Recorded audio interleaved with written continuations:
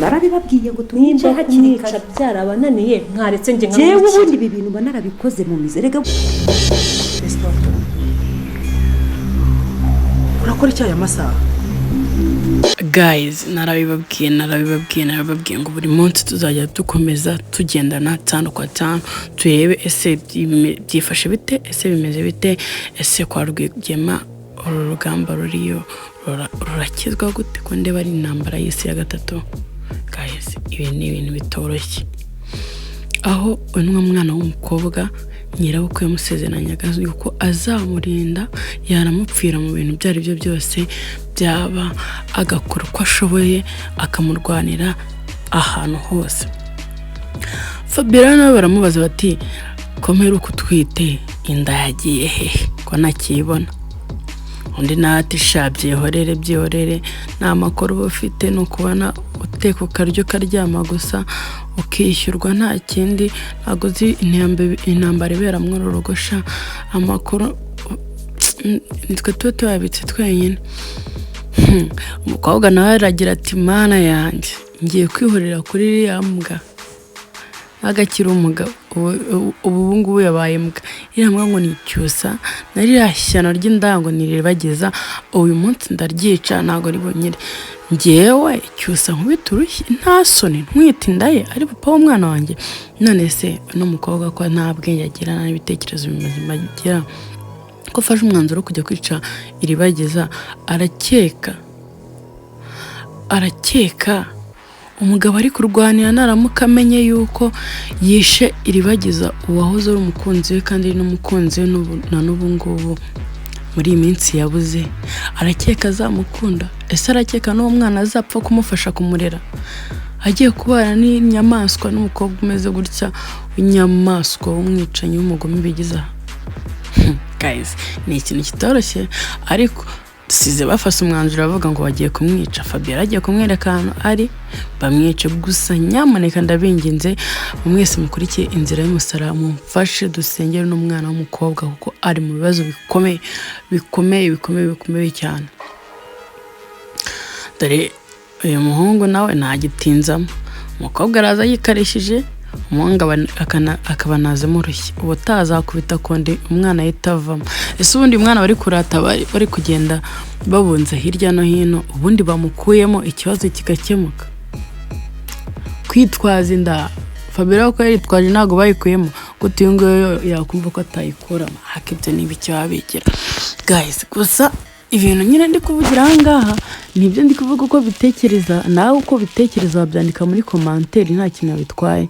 Gusa nimba rero ugeze kuri channel cyangwa se ukireba ino video bwa mbere aribwo utangiye kutwumva, kora subscribe ntuwiribagirwe, like, share ndetse na comment kugira ngo ujye ubasha kudukurikirana ndetse twungurana ibitekerezo. Ahangaha niho tuza gukorera akanama k'ibyo tubona mw'iyi video mw'iyi filime ngo ni inzira y'umusaraba, kuko ibintu biberamo bamona ari inzira y'umusaraba kandi toroshye. Ndetse nawe wakoze subscribe reka ngushimire kuko uwateye intambwe ikomeye cyane no kurinda gushimiye aho uherereye hose. Usuhuze abiwanyu, usuhuze abavandimwe, usuhuze wawe mutabufite bihangano uzaza ngohereza umusheri.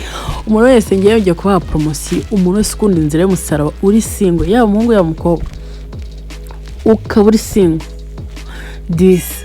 no kuri kw'Imana nkwemereye umusheri, uzandika nimero muri commentaire ubundi guhamagare mu byati wagwana. Ubundi wifuza iki? Wifuza umugabo umeze gutya gutya, wifuza umugore umeze gutya gutya, weho usige nimero muri commentaire urebe. Ako niba ushaka umugore umeze nka Isimbi nawe namuguha, ariko washaka umugore umeze nka Iribagiza dore ko ameze nkanjye ahangaha imico ari imwe kimwe. Mbese discipline wagira ngo turavukana, wagira ngo ni mukuru wanjye mu nda.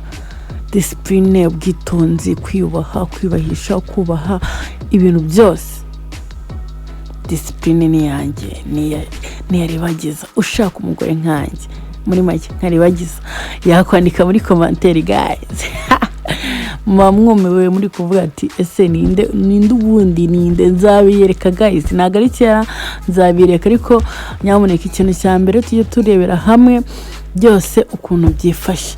Ahangaha rero murabibona ko nyirabukwe yari yishimanye n'umukazana we bari gupanga ukuntu bagiye gukora ubukwe, akamushyingira umuhungu we, akavuga ati niwe mukazana wa mbere mfite nigeze mbona, nta n'undi nkeneye mw'ubu buzima, niweho nshaka kuzambyarira utwuzukuruza tukazakuvaho, ndetse ukarema n'umuryango wanjye, ukabasha gushimisha umwana wanjye nk'uko nawe agukunda. Guys, undi nawe arabirahira arabyemera. Ese ibintu yemeye bakaba bamushyingiranye mu nzu, aya masezerano yahaye nyirabukwe ubu ngubu azayasohoza ryari? Ese nyirabukwe yuko yavuze ngo yamupfira cyangwa akora iki, akaba adafite amakuru y'ahantu umukazana we ari, ubu ngubu byifashe bite? Ntaramenya amakuru, ariko se ntaza kuyamenya, ubu biragenda bite? Twasiteye cyose ari kuvuga ngo agiye gushaka ukuntu yiyambaza ubutabera na RIB. Ese kuko aya makuru arayatanga yuko umukunzi we bamushimuse? Ese ubu ngubu nimbundura ninde muntu urapfa kumwumva ari kujya gutanga ikirego avuga ngo kwa data bukwe bahishe umugeni wanjye? Ni ibintu bitumvikana. Ni gute umubyeyi ahisha umwana we kugira ngo adasezerana? Ni ibintu batarapfa kumva, ahubwo nibabyumva basanga bamuhinduye umusazi. Wenda bavuze ngo n'ahandi hantu bamushimuse, of course byakumvikana na RIB igatangira iperereza ikamenya ukuntu byifashe. Ariko se hano harimo amayobera. Ni gute wajya gutanga ikirego kuri RIB ukagenda uvuga ngo umugore wanjye, umukunzi wanjye twe tujya kubana bamuhishe ngo kugira ngo tutabana? Wavuga bamuhishe ugasanga ni ababyeyi be. Ni ibintu bitoro, ahubwo bahita babaza se kubera iki bamuhishe. Ugasanga yahise hazamo ino kesi ya Cyusa n'uyu mukobwa yateye inda ari Bisimbi. Ugasanga birangiye Cyusa afunzwe. Njye ndabona ikintu cyaba cyiza Cyusa atajyana mu buyobozi, ahubwo yabishyira mu ntoki ze, mu maboko yiwe, agakora iperereza, akaneka neza nyirizina, akamenya ahantu umukunzi we ari, wenda akamukurayo bucece, wenda bagahita banamujyana muri Amerika nk'uko bari kubivuga ko bagiye kwigendera. Ariko ndumva ngiye igitekerezo cyiza, nawe sinzi ukuntu wenda wowe uri gukurikirana kino kiganiro ukuntu byumva, ariko icyo nzi cyo igitekerezo cyiza ngiye ndi kumva ntekereza nicyo ngicyo. Ese wowe uratekereza iki? Wowe uratekereza iki? Uratekereza ko yajya gutanga ikirego ko bamuhishiye umukunzi, cyangwa se yakora iperereza ku giti cyiwe akababwira n'ababyeyi bakakora iperereza bakamufashamo?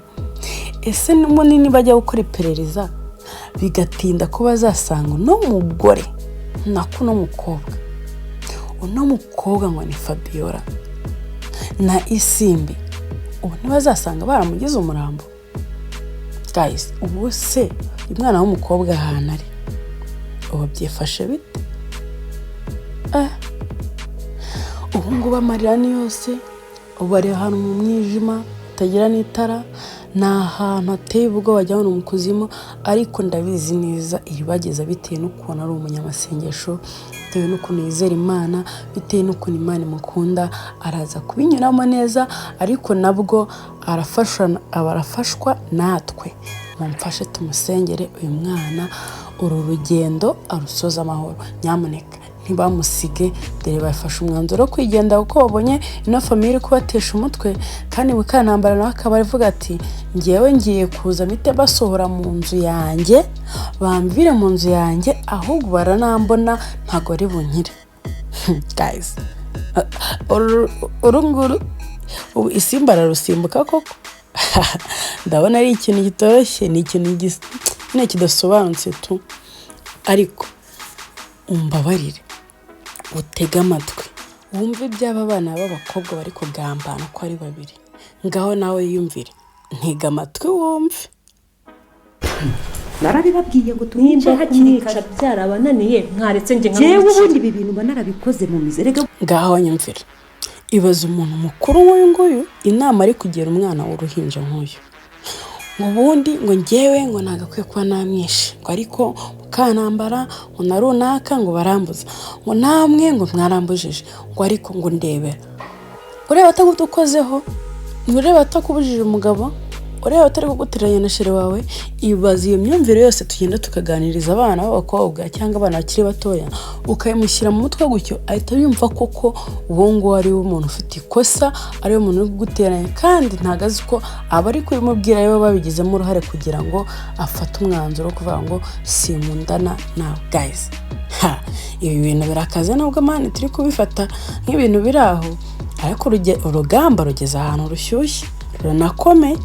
Ibi ni ibibazo mwana nawe wabicamo n'undi wari wese yabicamo ariko icyo nzi cyo agiye gushya kabisa. Agiye gushya. Reba igihe bano Rwigema yahereye ahiga uriya mukozi agahiga na famiye aho birirwa birukanka bahunga kumva abatipe bari gutanga amafaranga kugira ngo bice abandi ako se tuvugisha ukuri ubundi nk'abantu bari kureba ino filime cyangwa se turi kugenda tuganira mwanga ko tuba tukaje kwiganirira babarangiye kubabaza mu nsubize muri commentaire. Iyo umuntu afashe amafaranga akayatanga ngo bagiye kwica undi muntu umugenzi we yungukira ese uwo muntu yapfuye aba yumva nyine yishimye mufishimishije muri we biba bimeze bite? Ibi ntabwo byoroshye. Ibi bintu ngiye binteye ubwoba kabisa. Wowe uri kubyumva gute? Babarira byandika muri commentaire ukuntu uri kubyumva.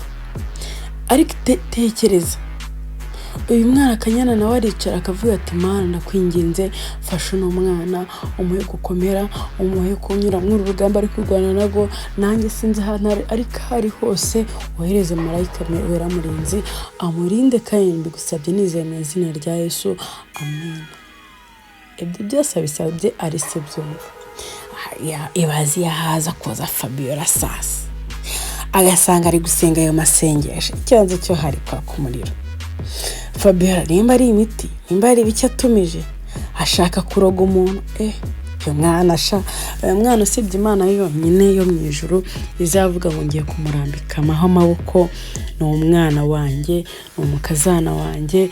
Erega buriya iyo Imana iyo dushyingiwe Imana kuko ariyo turemye niyo papa wacu umeze nk'umukazana cyangwa se nk'umwana mu rugo papa we ashingiye. Rero niyo mpamvu akenshi uzasanga iyo turi gusenga twiyerageza ngo data wa twese papa wanjye ukumva nyine Imana uyisanzuraho ukavuga ati uri papa wanjye uri igikundiro cyanjye uri byose byanjye muri make. Niyo mpamvu buri wese nazajya ajya gusenga uzajya ubyiyumvamo ubifiringe ubyegereza umutima wiyumvemo yuko nyine Imana muri aho ngaho muri kuvugana ari muri kuganira kandi n'iki Imana yo cyose yagusezeranya jya uhumura izagikora ko ntabwo ujye yifuguruza. kandi ikindi cya kabiri yubaha isezerano rishobora gutinda ariko rikaza. kandi ikindi ntawe ugera ku bintu utabanje kunyura mu bigeragezo. Urugero nimba Imana ivuze ngo igiye kuguha umugabo ishobora kukunyuza abahungu benshi bagiye batandukanye. Irebe imyitwarire yawe irebe ukuntu wihagararaho irebe nyine ukuntu nyine irebe ko utitwara nk'uyu mukobwa irebe ko witwara nk'iriwageza apana isimbi buriya Imana yamuhaye ikigeragezo iyo aza kwitwara neza akitwararika cyose ari no kumukunda ariko kubera ukuntu yitwaye nabi akiyandarika akaryamana nawe ngaho kumubeshya ngaho kumutererana ngaho kwigira danje ngaho kumusuzugura ibyo byose byatumye isimbi cyose atamuhitamo ahitamo iribagiza uko abona ari we watsinze urugamba Imana yonyine yatanze urwo rugamba kugira ngo ugere ku cyiza ugomba guhura n'ikibi. Burya ntuzayugera mu bigeragezo byinshi uzajya umenya yuko Imana ijya kukujyana mu bindi bintu byiza kandi byinshi bihambaye. Ugiye umenya ngo uhuye n'ubukene muri ino minsi uri mu kazi uri gukora cyane umenya ko Imana igiye kukuburura ugasa neza ugatera imbere. Erega ntabwo wabona ibisubizo utabanje kunyura mu bibazo. Ntabwo wabona igisubizo utabanje kubona ikibazo. Guys, mujye mureka twihangane n'ibigeragezo byose tunyuramo tumenye ukuntu tubigendamo tumenye ukuntu tubivamo n'ukuntu twibyitwaramo ntitugahubukira ibintu byose tubonye. hari abantu baza avuga mfite imodoka, mfite amafaranga, mfite iki, cyane cyane nk'aba basaza bari hano hanze, ugasanga arebye akana abyaye cyangwa se nk'akuzukuru ke arimo karamushimashima ku nda, zanda zabo ziba zingana gutya, karimo karamushimashima hehe kugira ngo agahereze ayo mafaranga. Uri kwirukira ibyo uri kubona direct ako kanya, ariko inyuma yabyo ntabwo zikibihatse. Ushobora gufata amafaranga menshi ugahita wishima iki n'ibiki kubera ukuntu uri kuyapfusha ubusa, washamaye wabanje kugaga no kwigira ute. Inyuma y'ayo mafaranga ugasanga hari n'ibindi bibazo bigutegereje, ariko ushobora kwihanganira ibibazo mbere ukagera kuri amafaranga cyangwa se ukagera kuri bya byishimo ukamenya ukuntu bifiringa, ariko ubifiringa utekereza ufite n'ubwenge bwo kubikoresha. Kubera iki? Kubera ibyo bibazo wabanje kunyuramo, kubera za ntambara, uvuga ati ibi bintu nabikoreye nta mpamvu yo kugira ngo mpfushe ubusa. Ariko ni nk'uko uyu mwana w'umukobwa byamugendekeye, yabanje kwishimana na Cyusa, abanza gukundana, yumva mu munyenga rukundo, arahubuka, ubugoryi bwose arabukora, arangije finally dore ibibazo bimubayeho. Ariko iribagiza yabanje kunyura muri byinshi, aratotezwa, arakubitwa, amabuje ngayo bamunyonaho, bayenda kumwica, bamutega abantu benda kumwica. Arangije nyuma umukobwa mwiza muzima, umukobwa w'igishongore, ufite discipline, utamenya ahantu ayikura, wagira ngo yararemwe, ntabwo yabyawe. ariyo cyose ahitamo mu mbaga y'abantu. Cyusa nawe ubwo arivugira ati njyewe uyu nguyu niyo tuzamarana ubuzima bwanjye bwose. Ishyano naryo ryazamura umutwe, Cyusa akamubwira ati wowe nzahora mpakana ko naguteye inda, kandi ikindi nimba ntaraguhisemo mu muryango abantu bose bareba, inshuti, abavandimwe, ababyeyi bose bareba, nta na rimwe nzigera nguhitamo. Guys, umwana w'umukobwa atireke uremye ubugome mu mutima wanjye, nanjye kukwereka icyo ndicyo. Mbese ni ba bantu iyo umuntu avuze gutyo aba ari wa muntu nyine wari usanzwe uhisha ubugome akajya kwirurutsaho, ariko hagira agakosa gato cyangwa akabazo gato cyane kabaho, ugasanga wa muntu yivuyemo, ubugome bwose arabugaragaje, ibiki byose arabigaragaje, ukuntu ateye, umutima mubi, ibiki n'ibiki byose akabishyize hanze, ukabuguye mu gatego. Nimba banaguteza ku gatego, nimba bari no kukugerageza, urabizi mu mwana w'umukobwa bagiye bamunyuza mu geragezo byinshi akabitsindwa. Kubera iki? Guhubuka, ugasanga n'ibyo waruteze kugira ute kubona, yewe n'ababyeyi bawe ugasanga babigendeyemo. Kubera iki? Guhubuka, ugasanga mbese usigaye nta ipfa nta ruguru. Abantu mwese murabizi ko iyi mitungo barimo ari iwabo isimbi,